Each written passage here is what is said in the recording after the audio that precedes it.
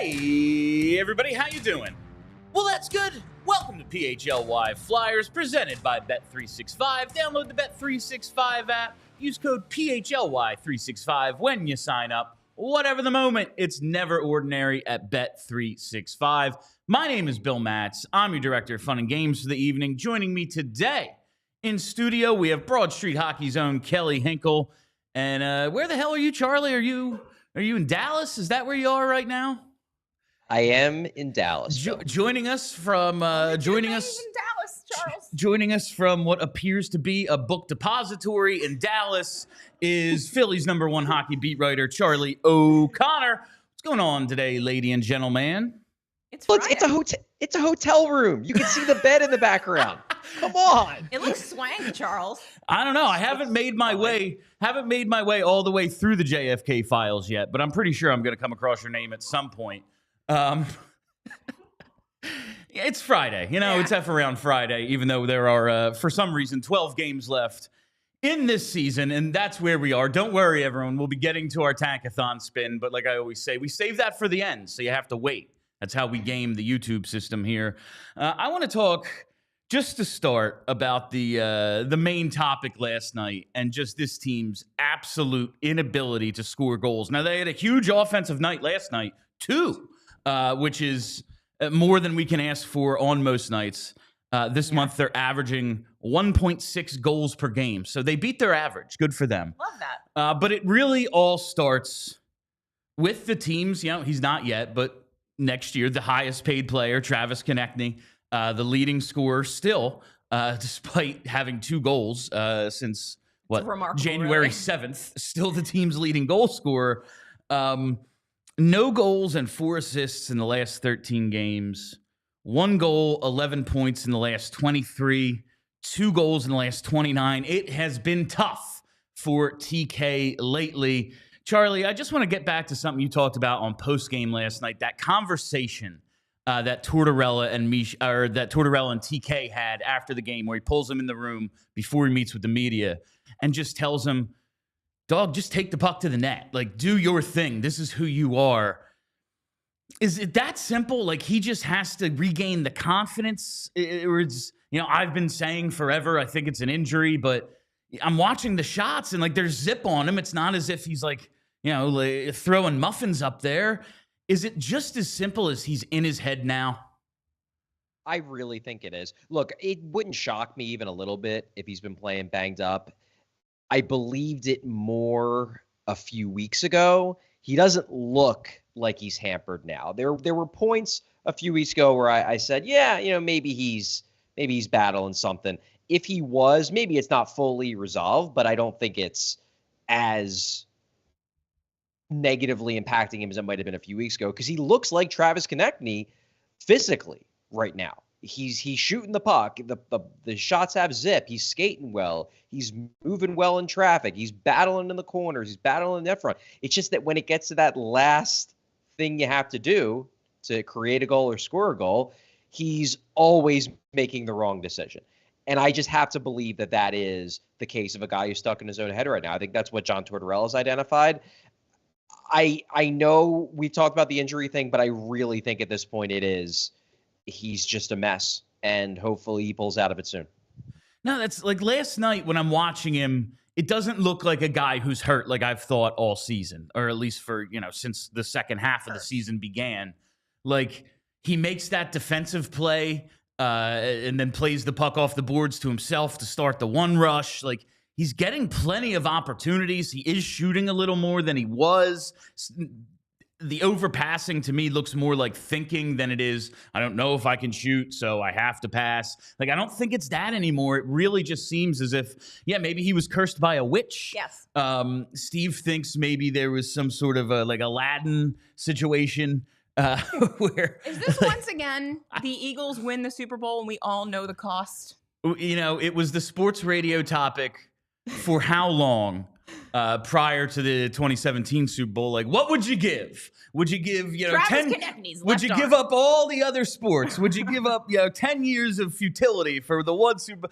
Maybe this is just the price we have to pay.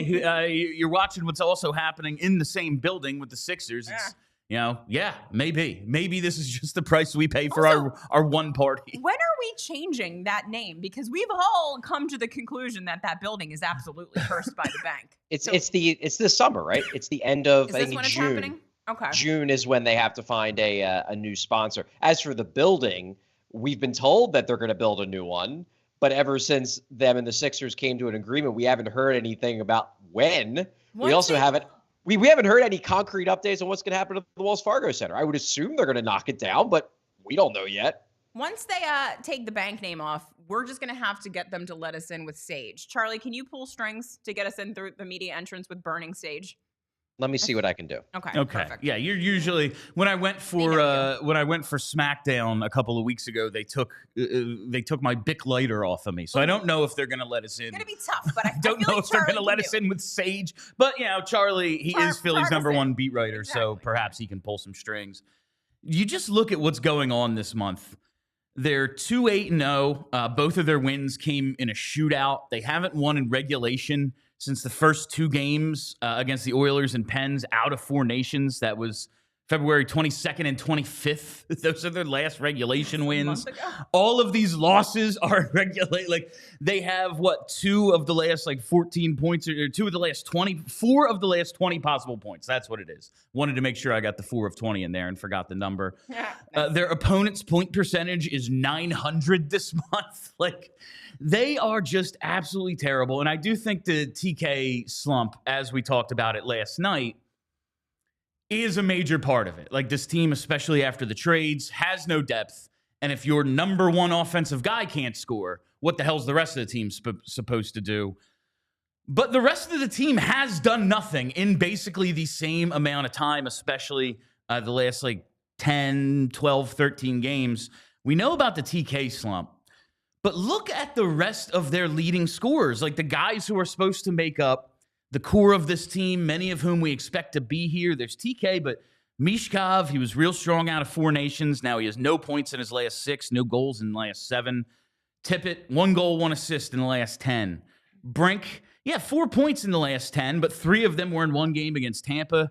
Coots is leading the way, 4 points in his last 11. Forster, no points in his last 5. 2 assists, no goals in the last 11. Cates hasn't recorded a point in 8 games. Sanheim hasn't recorded a point in 13. He has no goals in 39 games.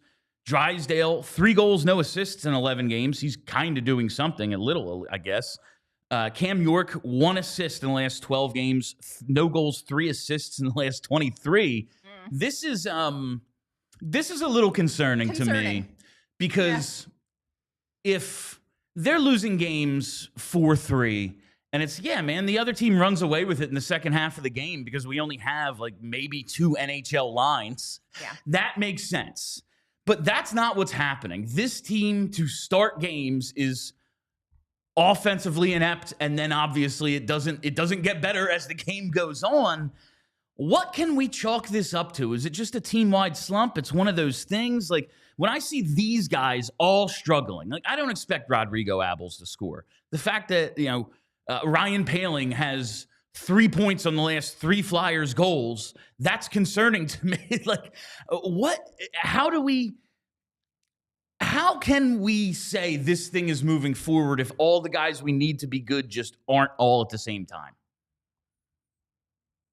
So I guess you're going to throw this to me. I guess I'll kind of throw it back to you, Bill. I have thoughts. Okay, Kelly, go for it. Okay, so I hate that I'm turning into this guy, but it's happening, so I'm just gonna lean into it. John Tortorella is hard to play for, and we're now a few years in at the end of another long season that required them to play as hard as humanly possible to win any hockey games at all. And I am wondering, I'm not going to say, I'm going to be clear. I don't think they're quitting on the coach. That's an active decision that a room makes together, that they've had enough of this guy and they're not playing for him anymore. I don't think that's happened. I don't think we're there yet. I do, however, wonder if just they're mentally and physically exhausted. This is just a lot. And at the end of the season, these guys are just running out of every bit of energy that they have. Charlie, do you get that sense from the locker room that this is just a dead, tired team? Well, I do think there is something to the point of mental exhaustion. I don't personally pin it on John Tortorella being a tough coach. I think the mental exhaustion in my mind is more about the fact that the season hasn't gone the way they wanted it to. They traded away a bunch of guys. The team knows that the front office clearly doesn't think this team can do it. Now, obviously, they're then proving the front office right, but it's kind of one of those self-fulfilling prophecies. So I think that's a lot of the mental exhaustion. They've lost a bunch of their friends. They're trying. They're putting the effort. I put it on Twitter during one of the past games that what this looks to me is a group of guys that, like, they're putting the effort in because they know they should, not because they think it's actually going to work. And there's a difference between the two, because in both cases they're trying. The effort's there, but in the case of they're doing it because they think they should, they're doing it with no expectation of reward. And part of that is no expectation of reward because they don't have the horses anymore. But a lot of it too is no expectation of reward in the sense that they're not going to make the playoffs. There's nothing to shoot for aside from, well, we got to show these guys that we still care and we're still working. Now, I think there's a lot going on here, which is why I think it's a tough question to ask and why, Bill, I don't totally agree with your pronouncement of, is this concerning? Like, if you wanted the team to lose to get a high draft pick, like, this was how it was going to happen. We can't just be like, well, I would have been happy if they would have lost in this way, but not this way. Like, no, if this team is a young team, if they were going to lose a bunch of games and have a chance at a top 5 pick, like, this is probably how it was going to happen. The important guys were going to not score goals because pretty much the only guys who are left that can score goals are the important guys. No, and listen, in the overall sense of, like, getting that draft pick, and now we're in the 5th spot in terms of lottery odds. A couple of games coming up against the Sabres, must lose games. Those absolutely huge. Like, that is good, but I keep going back to their plan, and maybe they overstated, like, what their plan is and just kind of tried to give us a little hope and give the locker room a little hope about playing competitive games into the spring. And last year, obviously, they're buoyed by really good goaltending for most of the first half of the season. And then when that goes away, it kind of coincides with the team falling apart. Like, makes sense. If things were going in the direction of, yeah, the goalies still stink and we're losing because of that, but on a nightly basis, we're seeing great strides made by Tyson Forster and seeing Matvei Mishkov, like, continue to show flashes of why we think he's going to be a superstar. And Cam York, yeah, man, let's give him that 8-year deal this summer because look how good he looks. But the team only has 2 lines and they're getting worn down at the end of games and goaltending's letting them down. I can live with that, but that's not what's happening now. The goaltending hasn't been great. Fedotov's been a little better, but overall, still not very good, the goaltending. But it's the fact that they cannot score a goal, and these guys are here, many of them, because that's kind of what they help us do. I just find it like, man, we need these guys to take this step. Maybe they do need to make some more subtractions when I'm looking at this, like looking at that list of dudes. Yeah, maybe not nearly as many of those guys that I thought were going to be here are going to be here because they're not taking those steps the way Frost and Farabee didn't.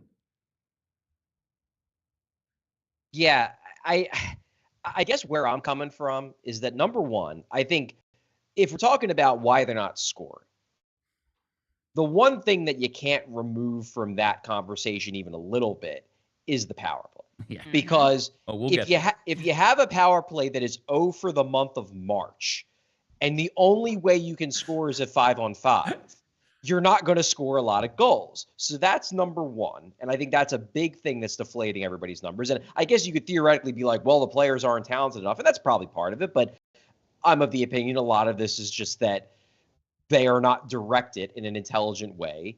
And the power play could be fixed if you have better direction. So I'm not willing to ding them too much for that. The other thing, and Tortorella has been very open about this, is that they, since the deadline especially, but really probably since the Frost Farabee trade, but really since the deadline, they are playing intentionally a more defensively oriented, slow it down style. I think that's especially, and Tortorella mentioned this yesterday, it's especially, I think, hurting the defensemen because the defensemen can't activate and be as aggressive as they could in the first half of the year. Like, I don't know if the numbers for York and Sanheim and Drysdale's numbers, I think, are generally fine. He's just not getting cheap secondary assists because, again, power play's not working and they're just not scoring a lot. The forwards aren't. I don't know if you can pin that on the defenseman individually as much as the shift in style that they're making.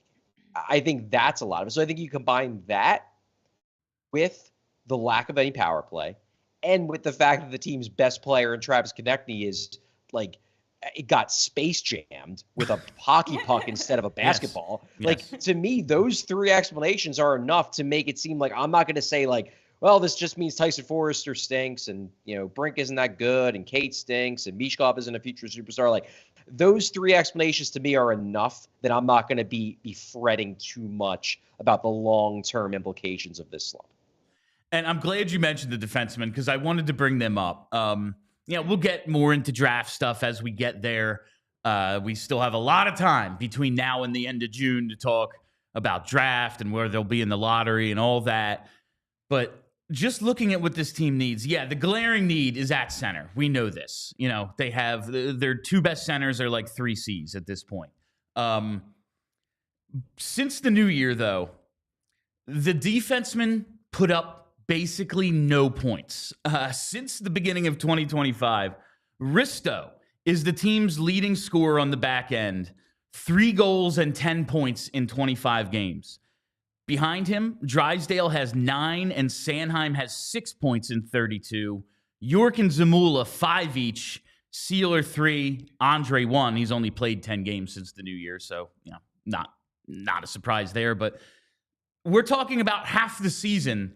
The defensemen are basically providing zero offense. And I do think, especially since all the trades, like you do provide a pretty decent explanation for that. Like if we're going to be so sucked in on defense and making sure, and look at the shot totals they've been giving up recently. Like they are defending. They are defending very hard. But when you do that, like, Sanheim's probably not going to be deep in the offensive zone a ton like we've seen him recently in the last couple of seasons. Like, you're not going to have as many outlet passes because the wingers aren't taking off into the neutral zone. They're deeper in the zone to make sure the house is protected. I guess I can accept that as an answer for at least one aspect of the 5-on-5 offense. That does make sense. Yes. Okay. I thought Charlie was going to say something. Sorry. Yeah, no, I do, but since we're there, I want to get to the power play. But what do you have? I was going to say, like, this is why I'm not super keen on giving Cam York 8 years, bunch of money. Because, like, buddy, you're supposed to be one of these guys chipping in on the offense. And you're not. Well, I mean, given the fact that, he's not exactly thriving under John Tortorella at the moment. John Tortorella is the arbiter of who's got it and who doesn't. I don't think the Flyers are going to give Cam York a long-term contract at this point. Like, this is shaping up to me to be he's probably going to get another bridge deal. Just because, like, they only, if you look at it, like, they pretty much only give the long-term deals to the guys who are torts approved. And I don't think Cam York, especially after those recent comments, like, I don't think he's torts approved at the moment. All right, I want to get to the power play because it's funny. Like, the numbers actually are worse than you think. But before we do that, how is that possible? It's actually really funny the way I broke this down. We'll get there in 1 second. But first, got to tell you about a couple of our sponsors, starting with Ace Hardware. I've been telling you about Ace Hardware for over a year now and their home services, but I got to tell you about what Ace Hardware brings when they come out to jobs. At Ace Hardware Home Services, whenever they get ready for the next job, they remember what to bring. They bring experience. They've got local plumbers and techs that handle everything from repairs and seasonal maintenance to installations and upgrades. They bring understanding. They listen to your goals, and the job isn't completed until you're satisfied. And they bring helpful to your home so you can spend more of your time on the projects that really matter to you. They provide free estimates on equipment installation and replacements with trusted advisors and options that are best suited for your home and budget. And it's service you can trust, and your satisfaction is guaranteed because Ace Hardware Home Services are local. Their teams live and serve in your community and are dedicated to keeping their neighbors comfortable in their homes. So visit Ace Hardware Home Services online at acehardwarehomeservices.com to get started on your next project today. And while we're here, got to tell you about Timeline. Ace Hardware helps you with your house. Timeline is helping you age better. That's what it is. Timeline sells health and longevity supplements featuring their proprietary MitaPure ingredient. MitaPure works with the cells in your body to help reverse age-related decline. The benefits include increased strength, energy, and endurance. They've secured 30-plus U.S. patents. Over 15 years of research have gone into this. And we've got a lot of our hosts here at PHLY have already started seeing the benefits of just a limited time of Timeline use and the MitaPure ingredient. I think you should absolutely check them out because the cells in our bodies are the building blocks of life, and Timeline is a supplement that works with those cells to help give you more energy, feel stronger during workouts, and preserve health and mobility as you start to age. And right now, Timeline is giving you 10% off your order of MitoPure. Go to timeline.com/PHLY today to get started. That's timeline.com/PHLY. All right. Did you know that the mitochondria are the powerhouse of the cell? I didn't. Timeline, folks. I wasn't. I didn't pay that much attention in biology either. I wasn't. It wasn't great for me. A lot of those subjects. All right. Speaking of the powerhouse, the power play is not one. Bill, I gotta ask. I gotta ask first. Which subjects were you great in?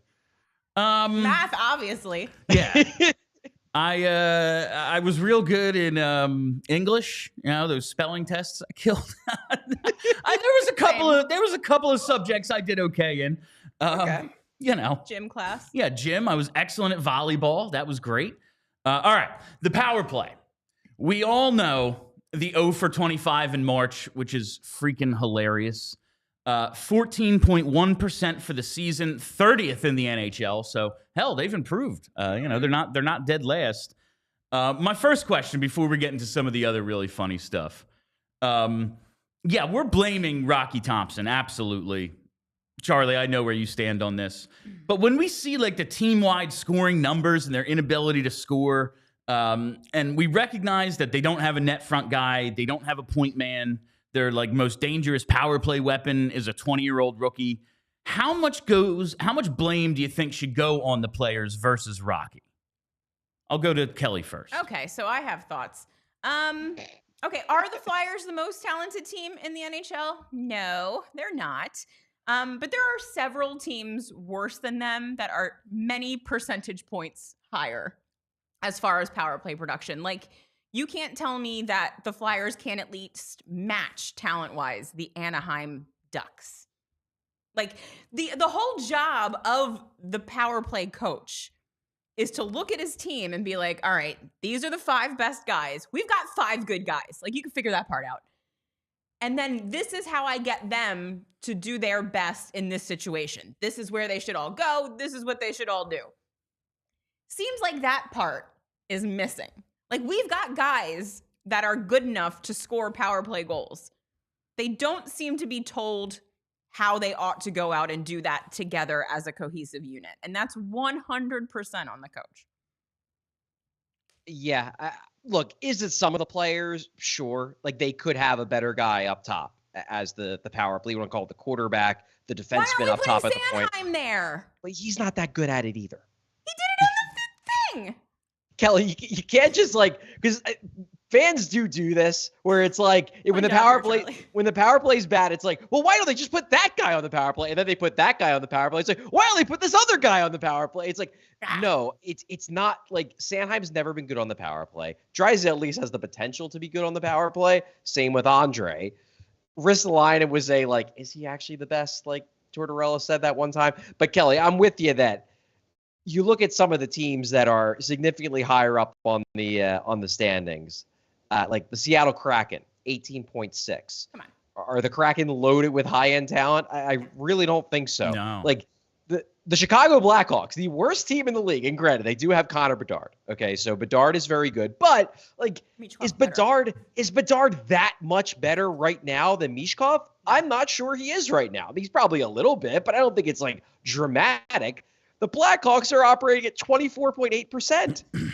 Like, you would think that good structure, good direction, the right play design, that could at least get the Flyers into like the high teens. Right. Instead, no, they're sitting at 14.1. And as you note in your stat grabs, Bill, that you're going to talk about in the next few minutes, things ain't getting better. They're only getting worse. No, that's the funny part is, okay, 14.1, like that's bad.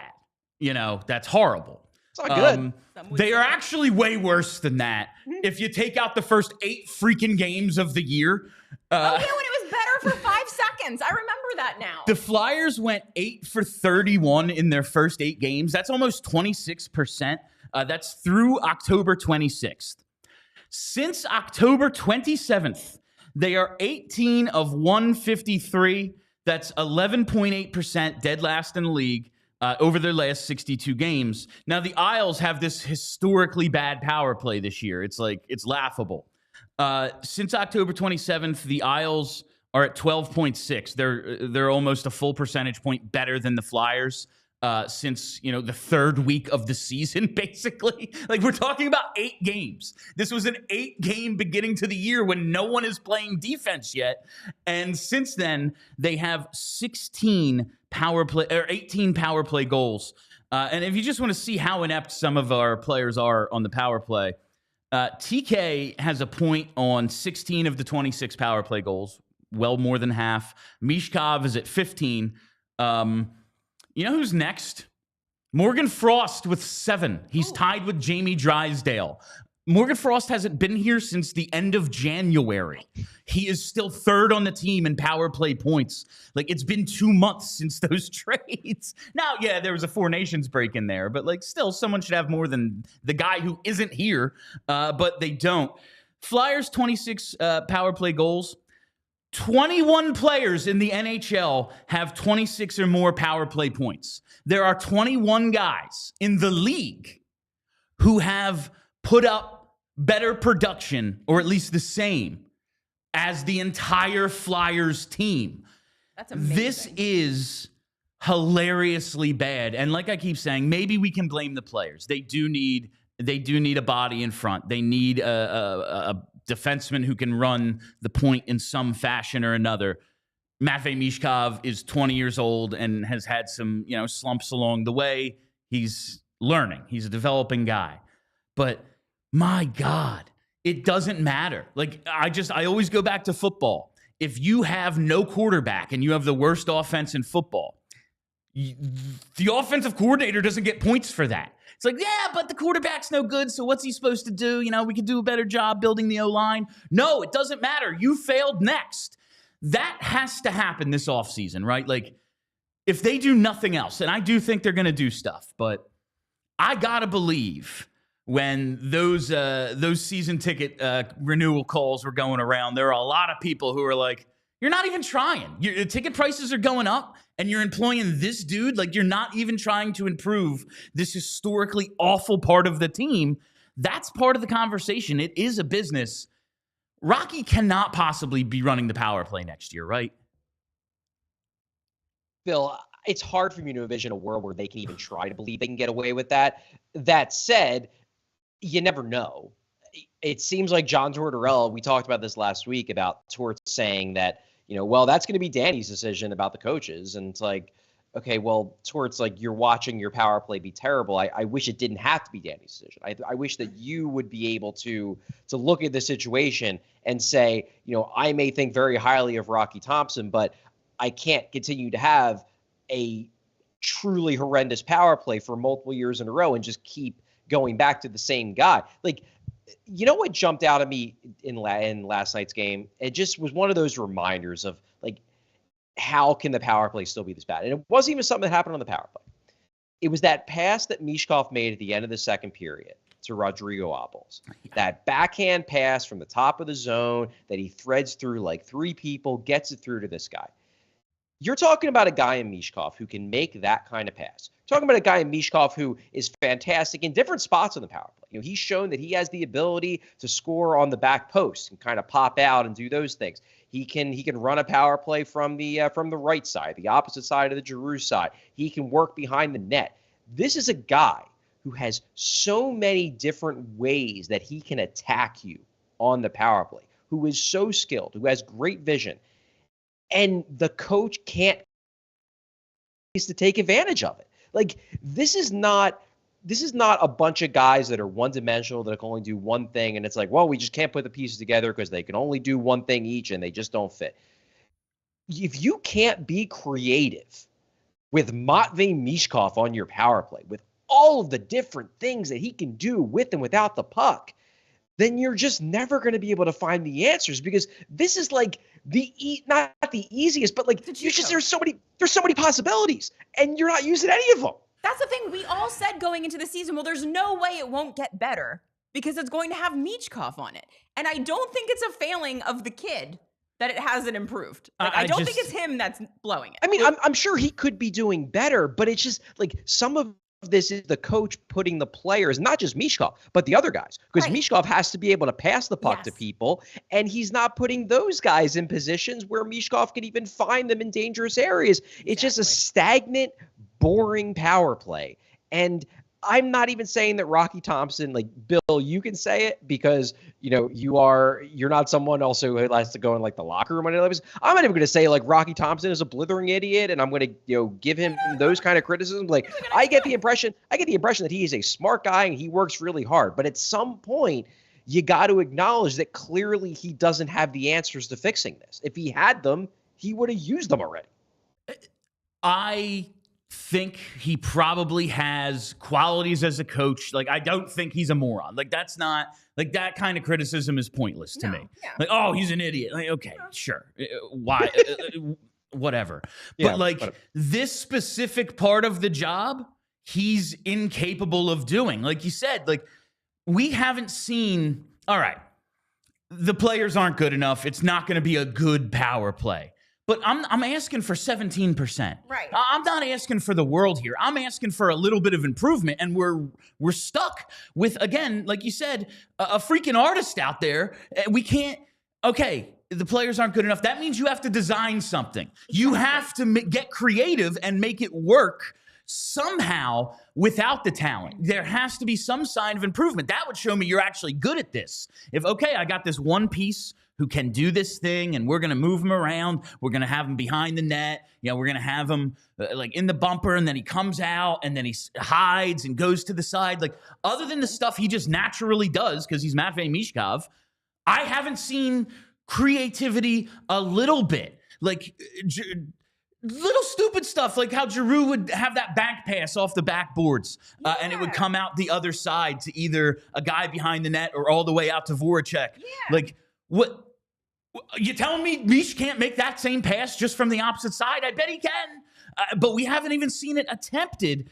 So now I'm going to get to my conspiracy theory, Charlie. Much the way we talked about the goalie situation being a way of, oh yeah, we're going to try to be competitive, but stealth tank, the goalie stinks, so we're going to have a top 5 pick. We talked about that a lot early in the season. We got this tweet from at EagleGreen5499. Says, I don't mind them holding on to Rocky Thompson until the end of the season. They need more top 7 draft picks like Mishkov, so they need to continue to lose. Rocky helps them do that. And then, they can hire speed skater Apollo Ono in the offseason, which is funny. Yeah. But could his forget the last sentence, but could his continued employment be a stealth tank move? Okay, but we're not tanking next year, right? Like, I think we're all kind of agreement that next year is the year that we kind of start. But they probably should for Gavin McKenna, but I don't want to sit through it. But I don't think they're going to. I understand either way. Yeah. I mean, I feel like if Torts is the coach next year, then so is Rocky Thompson. I don't think so. Like, no? No, because there have been times like, look, I'm not saying that I think it's 100% Rocky Thompson gets let go or at least gets removed from his power play duties. I'm not saying that I'm 100% that's going to happen, but there have been plenty of times in the coach GM history in the league where a coach has tons of job security, the ownership and the general manager and the front office respect the heck out of the coach, but then go to the coach and say, like, we're firing the assistant coach. Sorry, you're just going to have to live with it. I guess if you want to resign, you can, but you're not going to because there's only 32 jobs for head coaches in the league. You're not going to want to give one up just to fall on the sword for your assistant. So I don't think, like, they obviously respect Tortorella. And if they decide to keep Tortorella through the final year of his contract or give him an extension, like, that won't surprise me even a little bit.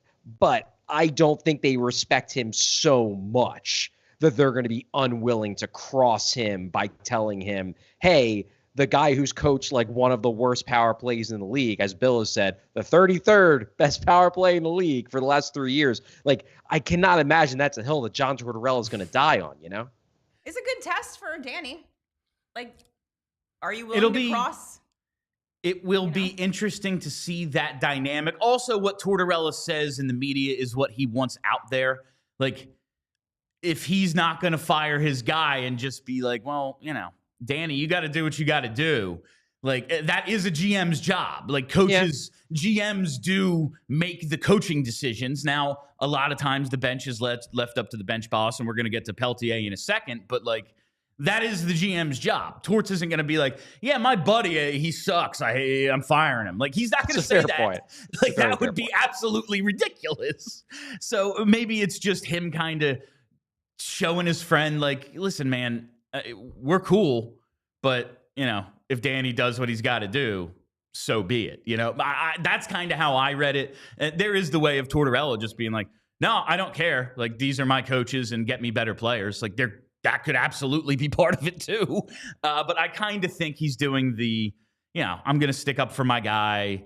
He has to know how that sounds when he's like, you should see the way he presents this. Like, he has to know how that sounds. He's been doing this for 100 years. He's not a dumb man.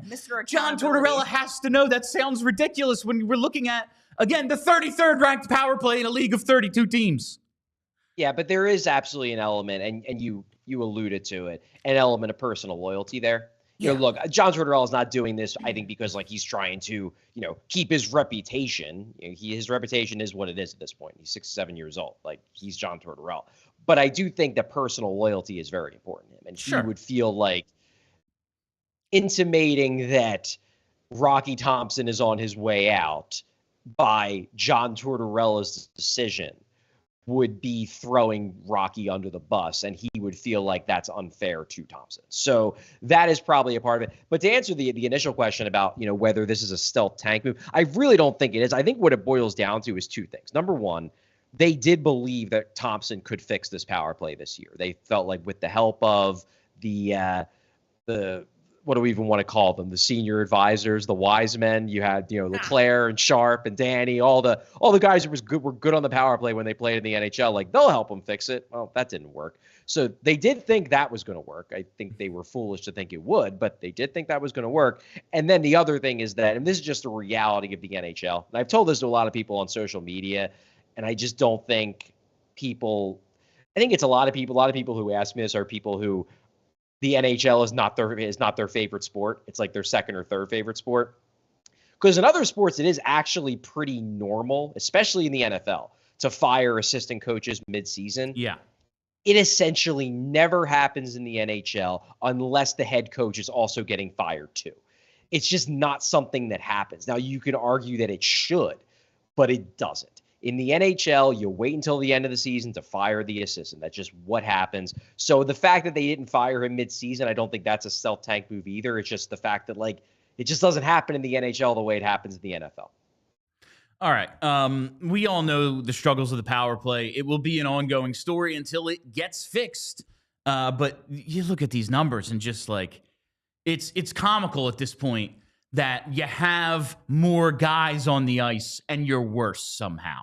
It's mind-boggling, quite honestly. Like, we look so much at Oh man, yeah, you pad your stats on the power play. And no, it actually kills. It kills the perception of like half of our forwards. Like, actually, these guys can't score at all. Where do they, like I did the first half of the show. Maybe these guys just aren't any good. It's like if everyone had 10 more power play points, we'd all be super happy with their production this year. Like, it's just, they don't. They just cannot freaking score on the power play. Rocky Thompson cost me off the Calder. But it's, I do want to get, he may have. I want to get to your piece on Jakob Pelletier, Charlie. Again, you talked about it last night. Don't want to give away the whole store. Go to allphly.com. If you're not a diehard, sign up. It's a great deal. It's awesome. But you wrote a piece on Jakob Pelletier's usage. And honestly, John Tortorella, when I say he must know how that sounds, to me, when he says stuff like this, he's got to be trolling us at this point because he says it so often. I wonder. Again, it's tough for me to continue to get a read on Pelletier because we're in these close games and he doesn't get much ice time. I don't even have to say the line, Brenna, just show us. Okay. Yeah. There it is. You don't even, like, John, you could. Can I ask a question? Yeah. Are the close games here in the room with us now? Because when are these close games happening? What close games are these? I've missed them all somehow. The close games that we've been in. It's just, when he says these things, he even acknowledged it the other day. You know, I can't coach, like, okay, winning in service of what? But yes, you can. Like, you can look at it that way because you just acknowledged that, like, that's the case. Yeah. You cannot make the playoffs. No, they're not mathematically eliminated, but, like, you're worse than Buffalo for the last month. I don't know what to tell you, John. Like, just give guys a look. And I have no idea what Jakob Pelletier is. He probably has a third-line ceiling, and we have a ton of those guys. But what the hell is it going to hurt? The team can't score. Like, we just went through, like, the last 10, 12 games. Nobody has scored other than Ryan Poehling and Sean Couturier, two guys we've kind of written off as offensive contributors.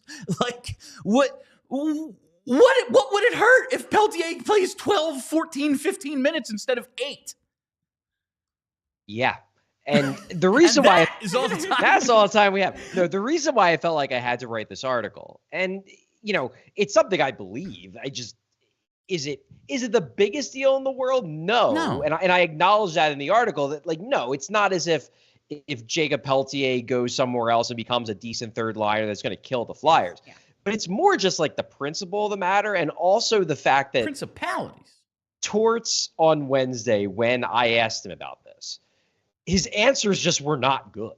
Because I straight up was like, at some point, do you have to get this guy some ice time just to see what you have in him?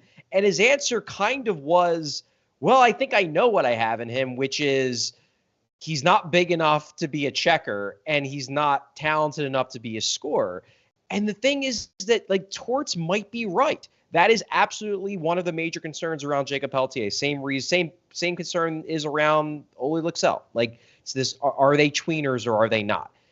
And I get it, but here's the thing: these games don't matter anymore. No. You're not going to make the playoffs. This is when you get to figure out if Jakob Pelletier is actually a tweener or not, and sticking him on the fourth line, getting sub 10 minutes a night. And again, I say this with all due respect, but like, Nick Delorier is an enforcer. Rodrigo Abels might not be an NHL player. Like, he says to me, Pelletier needs to make more plays. Like, how? Yeah. How's he actually going to do it? He's not getting any ice time, and he's playing with guys that can't really do much with the puck, or at least haven't proven at the NHL level that they can do much with the puck.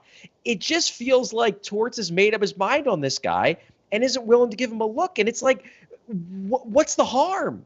What's it going to hurt you to give him a game or two with Travis Konecny? I mean, I know Konecny can't score, but at least there's skill, and at least he probably will break out at some point. Like, what's the harm to give him a couple games with Owen Tippett or on the line with Sean Couturier? Like, why not? Yeah, he had his high in the 13 games he's been as a Flyer, 12 minutes even.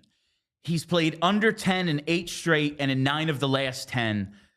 Maybe you are the arbiter of who has it and who doesn't. You've already made up your mind.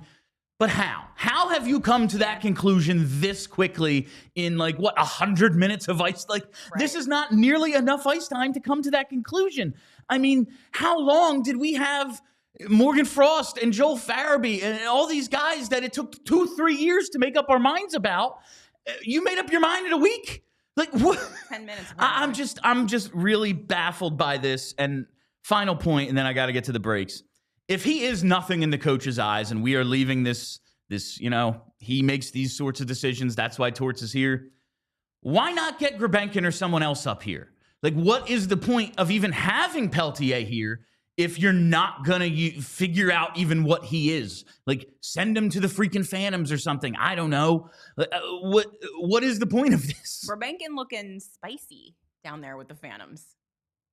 He's off to a good start, and the intriguing part about his start is that he's getting these goals at the net front position on the power play, which is a very big weakness of this power play, one of many, but it is a big weakness.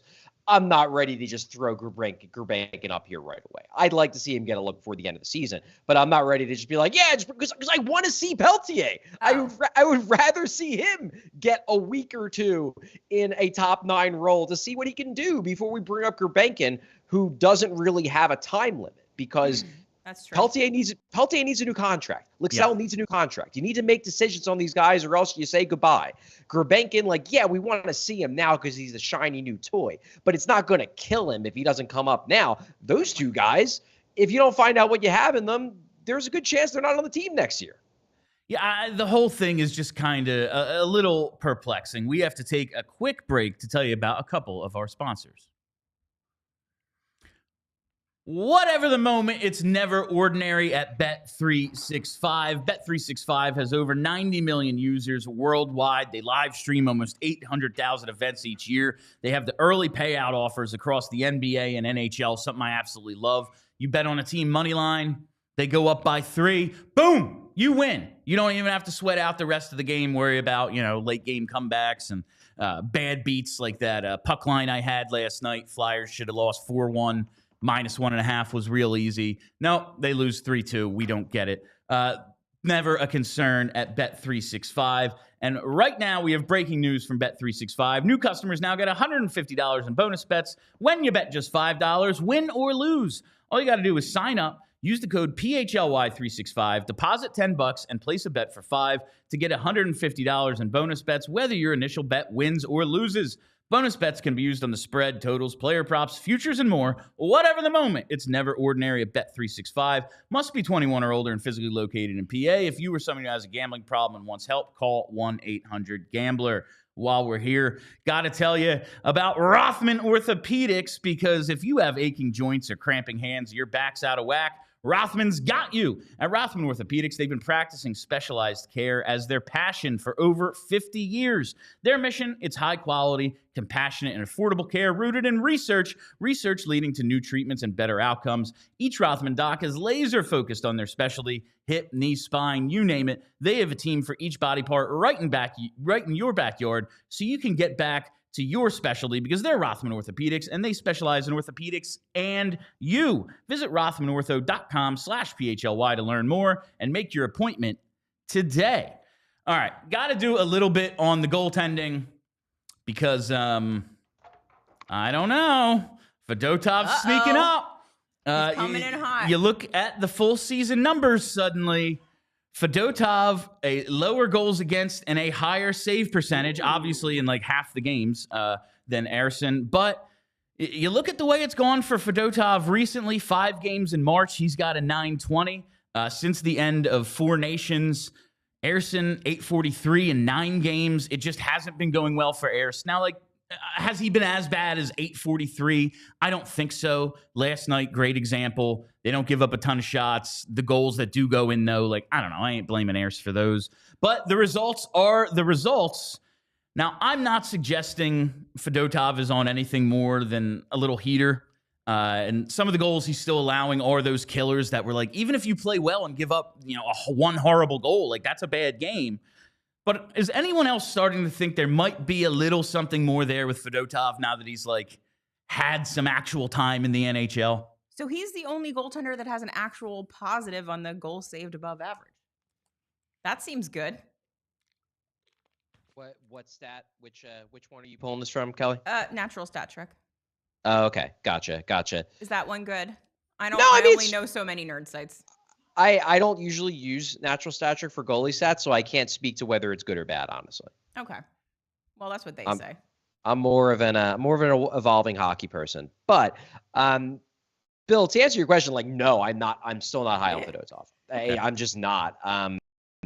But again, a lot of that boils down to the age factor. Like, I look at Fedotov and I see a guy who best case scenario is a league average backup.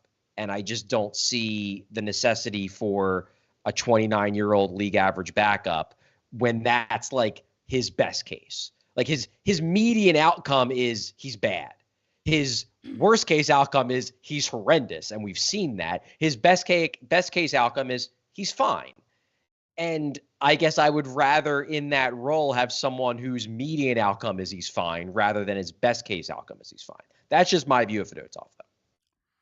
Now, this is a question I got on Twitter like a week ago, and it was asked to me in a dickish way, so I haven't wanted to actually approach it. But it is something that I hadn't thought of before, and it's, where is Kim Dillabaugh in all of this? Like, I think we don't think about the goalie coach a lot because it's like, I don't know, goaltending's voodoo. Who's to say? Right. No idea what a good goalie coach is or isn't. But when I see a goalie tandem with basically identical numbers, and I can joke like, oh, 887, 885, 298, 303, but those are the same numbers. They have basically identical numbers. Could it be more of a coaching issue than the quality of the netminder? Like, is that something, like, we're killing the power play because of Rocky Thompson? Like, yeah, it's not good, but he could make it a little better. Mm-hmm. Like, should Ersson, we've seen him have these runs where it's like, yo, he could be a starter, and then these horrible inconsistencies and the injuries are a factor too. Nothing the coach can do about that, but could this be a coaching thing? It's a really good question. And I think like we tend to think about goalies just as like what they are. Like goalies are good or goalies are bad. And because you don't see the coach on the bench, like you don't see them in game telling a goaltender how to do better, like they're just a guy that works at practice or whatever. Like, you have to kind of wonder, like, how much impact does a goalie coach have at all on a goaltender? Like, did the Rangers goalie coach make Shesterkin into what he is, or is he just good? You know what I mean? Like, I don't know. I feel like goaltending is such voodoo that it's really hard to know. Like, you can look at the power play and see that it's jumbly and messy, and you know that like there's a guy that's supposed to make it not jumbly and messy. Like, I don't know what a goaltending coach does per se outside of like do your butterfly better. Like, you know what I mean? Like, I feel like those of us on the outside of this don't have enough of a picture, I guess, of what a goalie coach does. Maybe Charlie does because he's at practice every day. Not really. I think this is a reasonable question to ask. Now, what I can tell you is that the Flyers think very highly of Dillabaugh, and Kim Dillabaugh is thought very highly of around the league. A lot of that is driven by the work he did for the Kings, back in the Jonathan Quick era. That was a success story that teams and organizations look at and are like, man, I want to have a goalie coach that does what Kim Dillabaugh was able to do with Jonathan Quick to make him into the goalie he ultimately became. So that's where a lot of the, I guess, esteem comes from.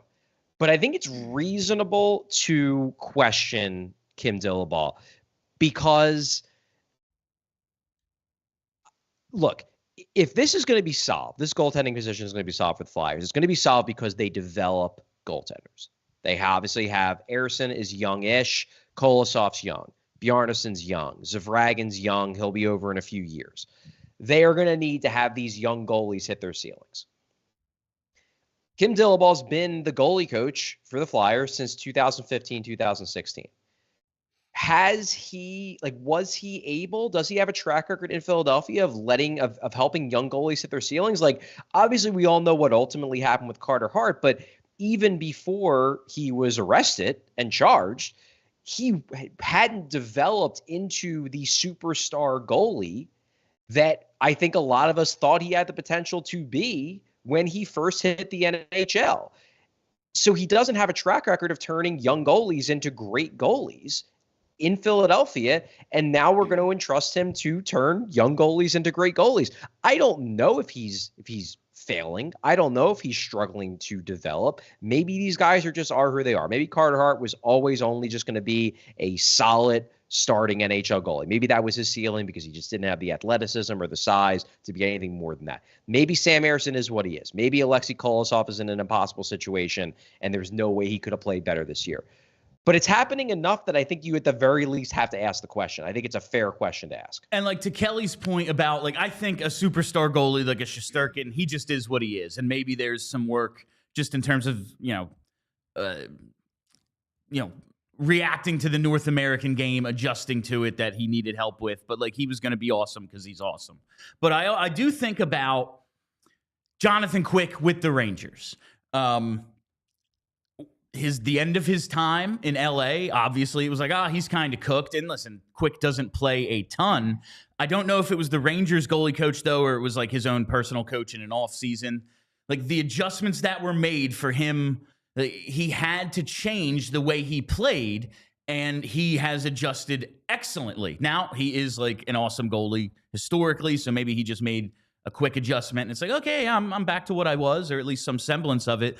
But I think those little things, making just a small adjustment for Sam Ersson, dude, you make a ton of great saves. If you could just cut down on the roller along the ice that you give up, or the armpit goal that you give up once a game, your numbers would improve dramatically. That is maybe what is missing, but it's just so hard to say because no one but goalies understands goaltending. That's the issue I have. You've got to get Neil Little on. Maybe I would love to have Neil Little. I'm one obsessed more with the idea of it. One more question about the coaching in terms, and then we got to get to this Shady Rays thing. But also, when I see these identical numbers, pretty much for the goalie tandem, do you think maybe not so much the goalie coach, but the way the team plays in front of him, or the quality, is that it? Is it just, well, this is what we're going to, this is what we allow, is basically an 888 save percentage. That's the ceiling we can expect from our goalies based on the way we play defensively. Is there something to that maybe? No. Okay. I mean, there is to a point, because my guess is that the Flyers goalies don't get the save percentage inflation that some teams get, just because the Flyers block so many shots. Yeah. It's such a bit so a lot of the distance shots that allow goalies on other teams to finish with a 900 save percentage instead of an 890. Goalie never sees them because they get blocked in Philadelphia. That's probably true, but I really don't think that this is just a case of the Flyers system is making these goalies look bad. We've seen far too many goals from Fedotov, from Kolosov, from Ersson this year that should have been stopped, that were not stopped, for me to believe that this is just a system thing. All right, got to get to Shady Rays. Future is bright. The future is so bright here in Philly. Even when things look as bleak as they do right now, you need a great pair of Shady Rays to protect your eyes. And PHLY viewers and listeners, go to shadyrays.com to save 35% off polarized sunglasses with code PHLY. All right, and that is, the Future is Bright segment today is going to be the Tankathon spin. There it is. So let's get this in before we have to go to overtime. We know where the Flyers are. They're fifth from the bottom. These Buffalo games are huge.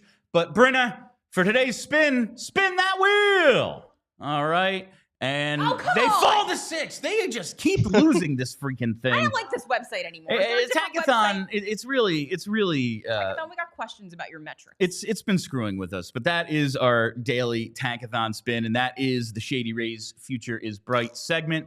Right now, we're going to overtime, so head to allphly.com to keep watching today's show. Just a question, talking about the lottery odds. Did anyone see what happened in the Buffalo game last night? Because they are clinging to this 4 spot like it's the last lifeboat off the Titanic. Sabres are down 3-2 late in the third in Utah. They've got the goalie pulled. They draw a penalty. They could go up 6-on-4 for the final minute. The announcers are yelling, "Give them the puck, give them the puck." Instead, Tage Thompson tries to get it back to the point, throws it away. It banks off the boards and into the empty net. They end up losing 5-2 after the own goal. Wow. Buffalo is so freaking Buffalo. It's unbelievable. That's remarkable. They'd won 3 of 4 before that with wins over Edmonton, Vegas, and Boston. So, like, they'd been doing okay, but my God, they are an inept franchise. It's going to be real tough to get that 4 spot, fam. That's what I'm saying. Those head-to-head games Gotta lose those games. must lose games. Do you think they can? Could they get to like 3 or 4 maybe? These teams are so bad, but they play a bunch of them. So bad, yeah. I mean, it's not out of the realm, but you know. Yeah, 3 or 4, they're in the mix. Yeah. I just have to think that at the end of the year, they're going to rack up some wins. The schedule eases up, not just in terms of quality of team, but in terms of it not being so damn busy. And I think that'll help them. But you never know.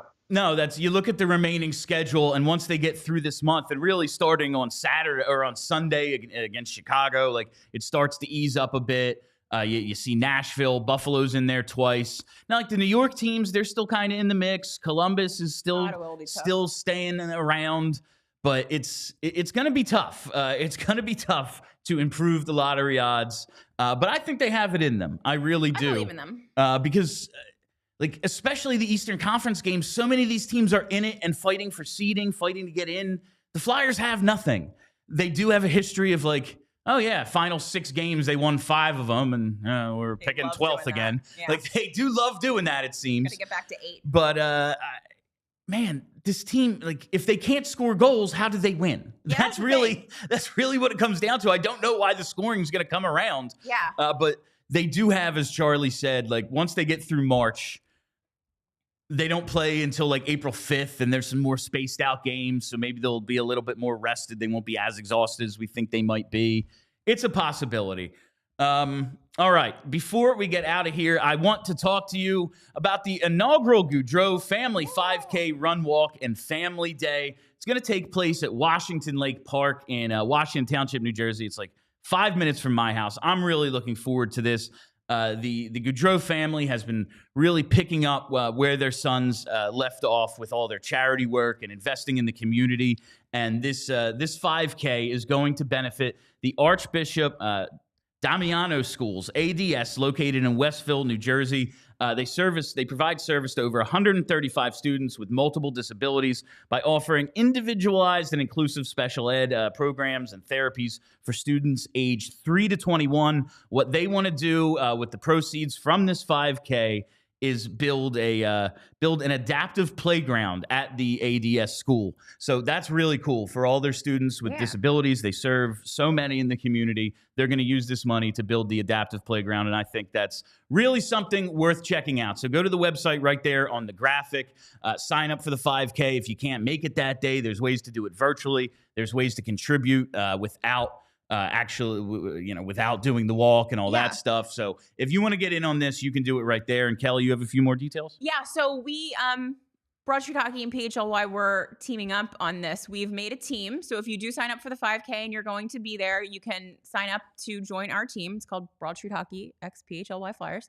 And also you can make a fundraiser. So we made a little fundraiser. So if you can't go and you want to contribute, you can use the link that we set up to join the fundraiser. Look on our socials, Broad Street Hockey. We'll be putting it out. Look at PHLY Flyers socials. It'll all be there. So if you're going to come out, like, join our team. We can all hang out together. It'll be a good time. And you're going to see me attempt to run. Like, that's got to be worth it for some people. Just that. All right. Do we have anything else to get to today? Oh, Super Chats. Of course. How do I forget the people? It's only been 2 years. All right. Starting with Kyle O. He says, any plans for a draft lottery party? You got that straight. Oh, no, lottery, no. Lottery. We are going to have a draft party. Maybe we'll do like a virtual watch along or something, but I was looking up dates of past lotteries. The last 2 have been like May 7th, May 8th. So I'm not sure we can get it together. The draft lottery is like 5 seconds long. Like, it's really not you can't really have a party around the lottery. I feel like it's not dramatic as the NBA. Exactly. If we end up winning the lottery, you bring your excitement to the draft party, which we will be having. All right. So stay tuned for details on that. We'll probably do something for the lottery, a reaction, a live watch along, but I don't think we'll be having a physical party. But we'll see. Who's to say? All right. And from Adam S., he says, the coaching staff in its entirety should have been canned after the team lost 10 games and blew their playoff spot last season. Torts is a dinosaur who's lost his touch, just like Pronger said. He already lost the room last season. I just don't think he's lost the room. The way that they are playing, like the way that they are playing, I think there is an argument for this being Torts' last season. But like the way things went last year with the goaltending and them selling at the deadline and the whole blue line being hurt, I can't blame that on Torts when they were never supposed to be as good as they were in the first half of the season. I think he gets a bad rap as a dinosaur. There's lots to complain about with Torts, but they are still playing hard. They just stink, and that's to be expected when you look at the lineup. Yeah, I think there's a distinction here between, I guess, what you believe it means to lose a room. Because you could certainly say that he lost the room last year in the sense that a lot of guys on the team don't like him. And a lot of guys on the team, you know, I wouldn't say don't take him seriously, but just like don't think that what he does is fair or kind in any way. So in that way, yeah, I think he lost like the respect of a lot of guys in the room based on what happened last year. I don't think he's particularly popular in the room, but I don't think it's reached the point where they don't listen to it. So I don't think he's lost the team in the sense that they've tuned him out. I don't think he has been tuned out. I think the players know on some level that if they tune John Tortorella out, they are going to be gone, and they don't want to be gone. So they stay listening to him, and they stay playing the way he wants them to play and doing what he wants them to do. The first part of that, though, does seem like the first step toward the whole thing, right? Like John Tortorella is never going to be a beloved coach. That's the thing, is like that's not his goal. If you hate him but you listen to him, he is more than fine with that. Like, and as far as I can tell, they're listening. They're just like not scoring goals, and like the goaltending still isn't like very good. And that's how you like, you can't stop goals and you can't score them. Well, how do you ever win? Torch should tell them to score goals. Yeah, I don't think he's coaching them not to score. He should tell them to score goals. He probably have to listen. He should, but I do think there is a reasonable argument for this being his last season as the head coach. And this is it. That's it for us. That is all the time we have for you on PHLY Flyers, presented by Bet365. Download the Bet365 app. Use code PHLY365 when you sign up. Whatever the moment, it's never ordinary at Bet365. We'll be back tomorrow and Sunday with pre- and post-game for these afternoon games in Dallas and Chicago. Make sure you're following us right here on the YouTube page for those. Set that reminder bell so you never miss a live show. Follow us on Twitter at PHLY_Flyers and follow the podcast wherever you get those. Just search PHLY Flyers. That's it. I am Bill Matz. That's Kelly Hinkle. That's Charlie O'Connor. Until next time, let's go Tank. We all silly like the mayor.